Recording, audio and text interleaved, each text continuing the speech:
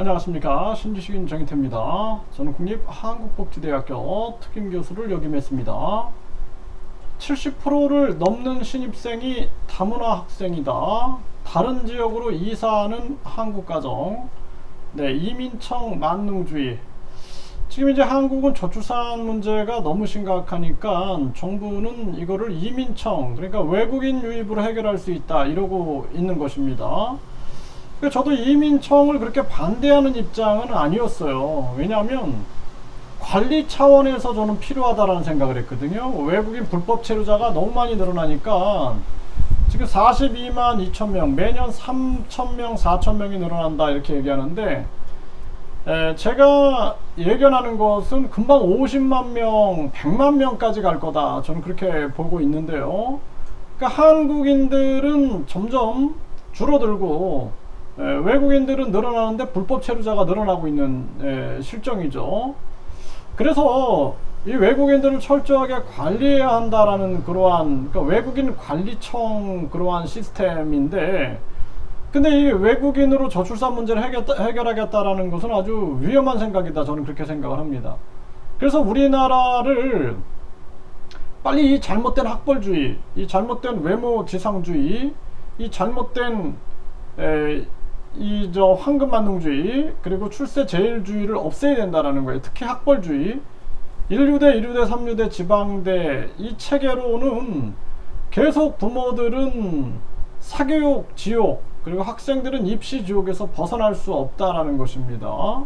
이러한 근본적인 문제를 해결하고 국민들에게 불필요한 정부 조직을 대폭 축소하고, 그리고 불필요한 장관, 차관, 부의장, 부군수, 부시장 이런 제도 없애고 그 돈으로 국민권익금 해가지고 국민들에게 최저임금 제도를 없애고 국민권익금 제도를 운영해야 한다.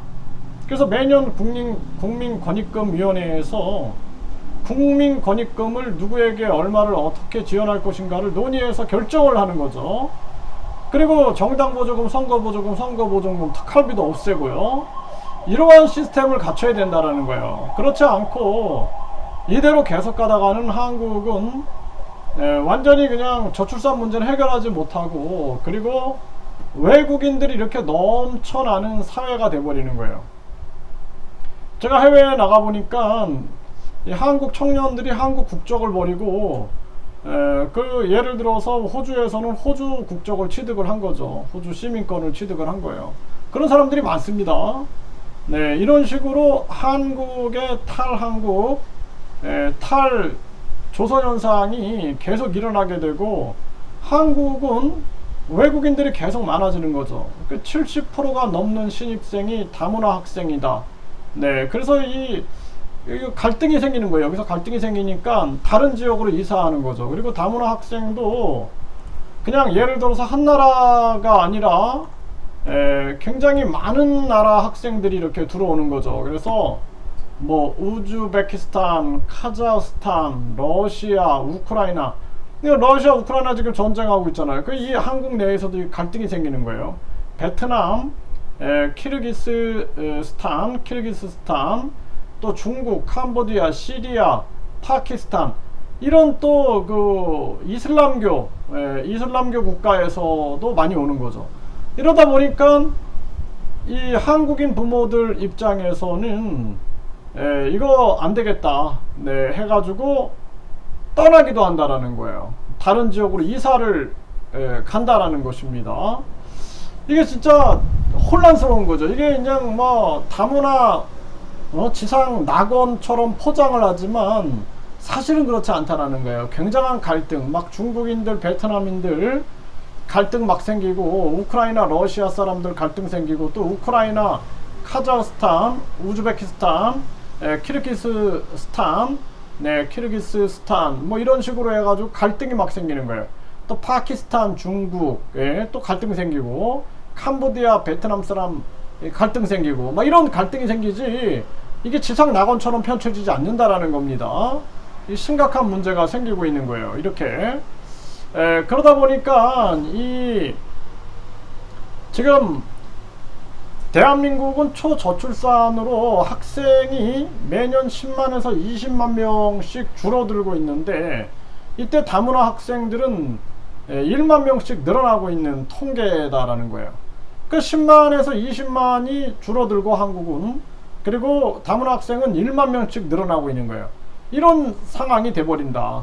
그러니까 지금 우리나라에서는 인건위에서는 운전면허 시험에 아랍어 등을 넣어라, 이런 얘기를 지금 권고를 했다라는데, 아랍어를 넣게 되면은 한국어로 공부해야지, 한국어를. 지금도 사실상 이 아랍어 번역본을 제공해라, 지금 이렇게 나오고 있는데, 지금도 영어라든지 베트남어, 중국어를 제공하고 있어요. 네, 그러면은 이제 아랍 사람들은 왜 아랍어는 안 넣어주냐, 나중에 또 러시아 사람들은 러시아는 왜 안 넣어주냐, 이렇게 되는 거예요. 그래서 또 이것이 인권이다 그러는 거예요, 인권. 네, 아니 제가 베트남 가가지고 경찰서 가서 한국어 통역사 좀 불러달라 그랬더니 불러주지도 않는데, 예? 우리는 그냥 이 지금 운전면허 필기시험 보는데 이 뭐 베트남어도 가능하고 중국어도 가능해. 그게 아니라 한국어를 공부해야 된다는 거예요. 이 사회 통합이 되게 중요한 겁니다. 그렇지 않고 그냥 앞으로 그 뭐 자동차 표지판에도 베트남어도 넣어라, 뭐 중국어도 넣어라, 일본어도 넣어라, 아랍어도 넣어라, 이런 식으로 하면은 그 표지판 바꾸는 데만 세금이 엄청 들어가는 거예요, 세금이.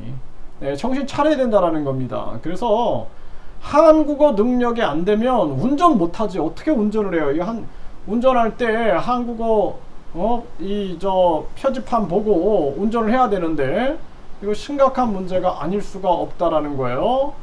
네, 그래서 지금 한국어, 영어, 중국어, 베트남어로 진행을 하고 있다라는 겁니다.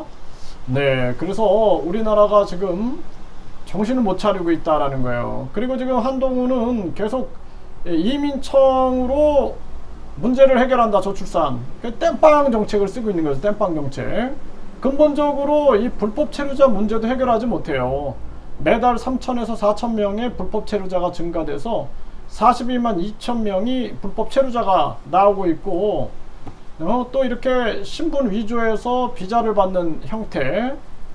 또 이 한국일보에 보면 법무부 직원이 비자 장사 1,000만원 받고 비자 장사하는 거. 또 베트남 대사관 영사가 비자 장사 53명 불법 체류. 이런 비리가 활개를 치고 있다라는 거예요. 활개를 치고 있는 게 대한민국 현실이다라는 것입니다.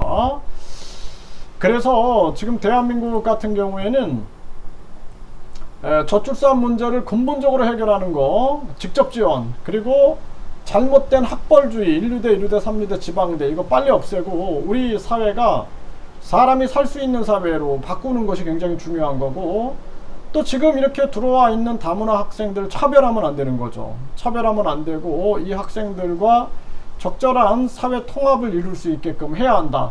이것이 굉장히 중요한 숙제고, 그리고 앞으로는 이거 감당을 못하는 거예요, 감당을. 아까도 제가 말씀을 드렸지만 한국이 무슨 뭐 세계 무슨 뭐 봉사 국가도 아니고 이거 감당이 안 된다는 거예요, 감당이. 제가 봤을 때는 앞으로 이 뭐 우즈베키스탄, 카자흐스탄, 키르기스스탄, 뭐 중국, 캄보디아, 시리아, 파키스탄, 우크라이나, 러시아, 뭐 이런 사람들 입맛에 다 맞춰주기 위해서 한국은 감당이 안 된다, 감당이. 네, 감당이 안 돼요. 이 조그마한 나라가 감당이 안 되고, 지금 외국인 투표권을 주는 것이 아주 훌륭한 정책이다 해가지고 미화를 시키고 있어요. 나중에는 한국이 갈기갈기 찢어질 겁니다. 네, 한국 내부에서도 친러파가 있고 이 우크라파가 있는데, 여기서 이제 우크라이나계 사람들, 러시아계 사람들이 같이 연합하면서 문제가 터지게 되고, 또 한국의 친미파들과 친중파들이 있는데 중국계 한국인들과 미국계 한국인들이 또 충돌하게 되고, 또 한국에 친일파가 있죠. 친일파가 있고 뭐 친러파가 있는데, 앞으로 이제 일본계 한국인들과 또 중국계 한국인들이 충돌하고 해가지고 한국은 사람 살기 힘든 세상이 될 수 있다는 거예요. 그래서 근본적인 다문화 정책 해결하지 못하면 한국은 멸망의 길로 간다. 제 말이 거짓말이 아닙니다. 여러분들 정신 차려야 돼요. 그렇지 않고 지금 계속 이재명 만세, 김건희 만세, 윤석열 만세, 한동훈 만세 부르다가 나라 망하는 겁니다. 이재명이나 한동훈이나 윤석열이나 김건희는 나중에 정치계를 떠나면 그만이에요. 그만. 문재인처럼 정치계 떠나가지고 책방을 하든 뭘 하든 그만입니다. 근데 우리 국민들은 계속 이 후손 대대대대 이 나라를 지켜나가야 되는데, 그러니까 스위스는 10만 명이 동의하면 국민투표에 붙이는 거예요. 그러니까 우리나라도 이러한 국민투표 시민발안제가 해법이다라는 거예요. 국민투표 시민발안제는 국민이 주인인 거죠. 국민이 책임지는 거야.